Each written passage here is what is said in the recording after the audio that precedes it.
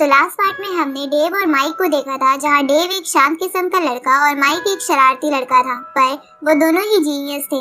इसलिए माइक के फादर और डेव की टीचर उन दोनों को एक आइलैंड पर फियरलेस बीड लाने को कहते हैं, जहाँ जब माइक उस आइलैंड के पास पहुँचता है तो उसे वहाँ डेव दिखता है। इसलिए माइक डेव पर अटैक कर देता है। साथ ही उन दोनों को लड़ते हुए एक लड़की दूर से देख रही थी, जो खुद भी वहाँ उस फियरलेस बीड को लेने आई थी। अब आगे तो इस पार्ट की शुरुआत में माइक डेव से कहता है कि तुम अपने सैनिकों को साथ रखकर खुद को जीनियस समझ रहे हो, अगर तुम में दम है तो अकेले मुझसे फाइट करो। और ये कहकर माइक उस आइलैंड के और अंदर चला जाता है, तो डेव भी अपने सैनिकों को वहीं रोककर आइलैंड पर आ जाता है। जहाँ आइलैंड पर पहुँचने पर डेव को एक अजीब सी आवाज आती है, तो डेव उस आवाज को फॉलो करता है और फॉलो करते करते डेव एक बहुत बड़ी खाई के पास पहुंच जाता है। उसी वक्त माइक वहां आकर डेव पर अटैक करता है, लेकिन डेव उस अटैक से बच जाता है, जिसपे माइक बोलता है कि आखिर तुम अकेले यहाँ आ ही गए। इसके बाद माइक डेव पर विंड ब्लेड नाम का अटैक करता है, लेकिन डेव उसे गॉड बेस्टो नाम की टेक्निक से रोक देता है। ये देखकर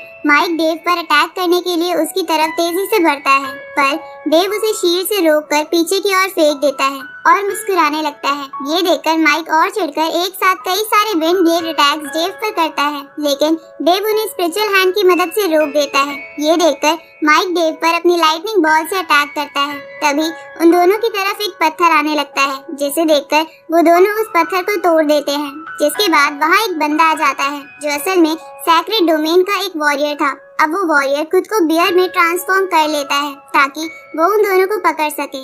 अब ये देखकर डेव समझ जाता है कि वो बंदा सैक्रेड डोमेन का एक वॉरियर है। अब वो वॉरियर डेव पर अटैक करता है, लेकिन डेव शील्ड बनाकर उससे बच जाता है। तभी माइक अपने कई सारे अटैक्स का इस्तेमाल उस वॉरियर पर करता है, लेकिन उस वॉरियर को कुछ नहीं होता और वो माइक की तरफ बढ़ता है। तो माइक उससे बच के अपने थंडर अटैक से उसे नीचे गिरा देता है और बोलता है कि ये बंदा जितना दिखता है उतना ताकतवर नहीं है, इसलिए जो भी इसके पीछे छुपा है सामने आ जाओ। तो ये सुन के वो लड़की वहाँ आ जाती है, जिसका नाम एमा था। अब एमा को देखकर माइक कहता है कि तुम तो बहुत ब्यूटीफुल हो। इसके बाद एमा उन दोनों को बताती है कि वो सैक्रेड डोमेन की सिल्वर लोटस क्लैन से है। तो ये सुन के वो दोनों भी अपना इंट्रोडक्शन देते हैं, जिसे सुन के एमा कहती है कि तुम दोनों डिफरेंट डोमेन से हो, तो मतलब तुम दोनों दोस्त नहीं हो। इसके बाद एमा उन दोनों से पूछती है कि तुम यहाँ क्यों आए हो, जिसपे माइक उससे कहता है कि फालतू की बातें बंद करो, क्योंकि मुझे पता है कि तुम फियरलेस बीट के लिए ही यहाँ आई हो। तभी वो वॉरियर एमा से कहता है कि हमारे साथ बहुत सारे सैनिक हैं, तो हम इन्हें मार क्यों नहीं देते, जिसपे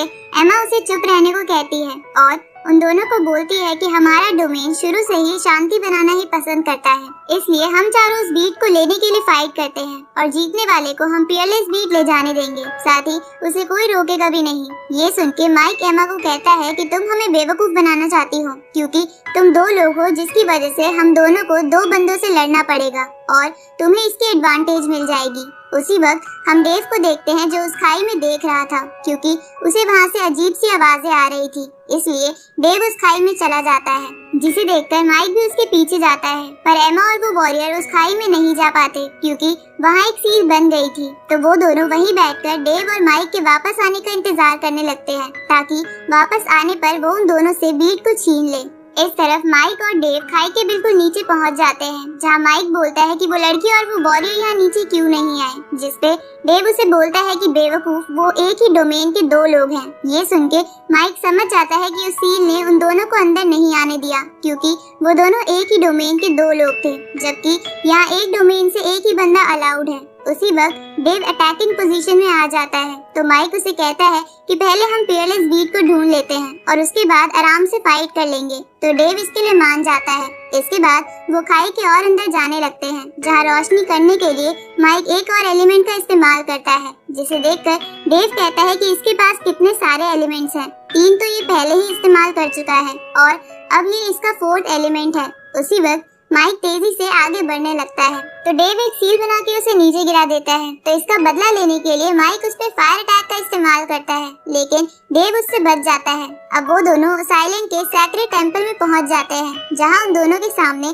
बॉल जैसा एक पत्थर था। तो उसे देखकर वो दोनों उस पत्थर के पास चले जाते हैं जहाँ माइक डेव से पूछता है कि क्या ये पियरलेस बीड हो सकता है, जिसपे डेव कहता है कि मुझे पता नहीं। अब माइक ये चेक करने के लिए उस स्टोन पर अटैक करता है, लेकिन उस स्टोन में से कोई रिएक्शन नहीं होता। तो माइक बोलता है कि जरूर ये एक स्टोन ही है, पर डेव को इस बात पे विश्वास नहीं था क्योंकि उसको वो आवाजें यहीं से आ रही थी।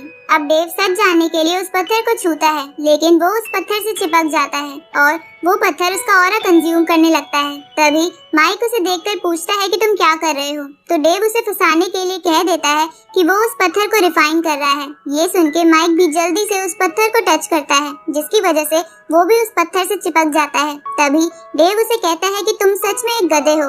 ये सुन के माइक उसे लात मारने की कोशिश करता है, पर इसकी वजह से वो पूरा ही उस पत्थर से चिपक जाता है। उसी वक्त वहाँ सभी चीजें हिलने लगती हैं, जिसे एमा और वो वॉरियर भी महसूस कर लेते हैं। इसलिए वो वॉरियर अंदर जाने के लिए उस सील पर अटैक करता है, लेकिन वो सील हट चुकी थी, जिसकी वजह से वो वॉरियर खाई में गिर जाता है। तो एमा भी उस वॉरियर के पीछे चली जाती है। इधर वो दोनों उस पत्थर से अलग होने की कोशिश करते हैं, जहाँ ऐसा करते हुए उन्हें उस पत्थर के अंदर एक रोशनी चमकती हुई दिखती है, पर तभी वो दोनों नीचे गिर जाते हैं और बेहोश हो जाते हैं। उसी वक्त एमा और वो वॉरियर वहाँ आ जाते हैं, जहाँ एमा उस बीट को ढूंढने के लिए वॉरियर से कहती है कि माइक को चेक करो, तो वो वॉरियर ऐसा ही करने लगता है।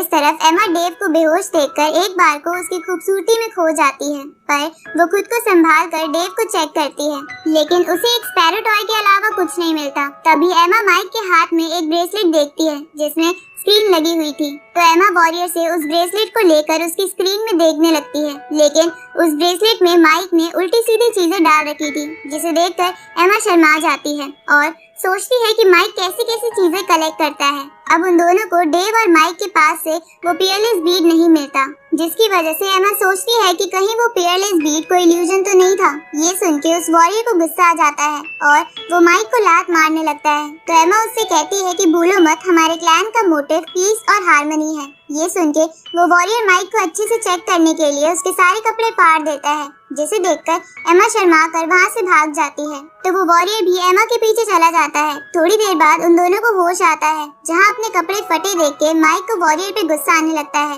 क्योंकि माइक को बेहोशी की हालत में भी उन दोनों की आवाजें सुनाई दे रही थी। तभी डेव वहाँ से जाने लगता है, तो माइक उसे कहता है कि अगर हम फिर से मिले तो मैं तुम्हें नहीं छोड़ूंगा, जिसपे डेव उसे कहता है कि तुम अभी भी बच्चे हो। ये सुन के माइक को गुस्सा आ जाता है। इसके बाद माइक पत्ते लपेट कर उस खाई से बाहर आ जाता है, जहाँ उसकी फ्रेंड डॉल्फिन वहाँ उसका वेट कर रही थी। तो माइक अब डॉल्फिन पे बैठ के अपने घर चला जाता है। इधर हम डेव को मेडिटेट करते हुए देखते हैं। तभी उसे एहसास होता है कि उसकी शिप की तरफ एक बड़ा सा मॉन्स्टर बढ़ रहा है। ये सुन के डेव के साथ आए सैनिक घबरा जाते हैं और यहीं पर ये पार्ट खत्म होता है।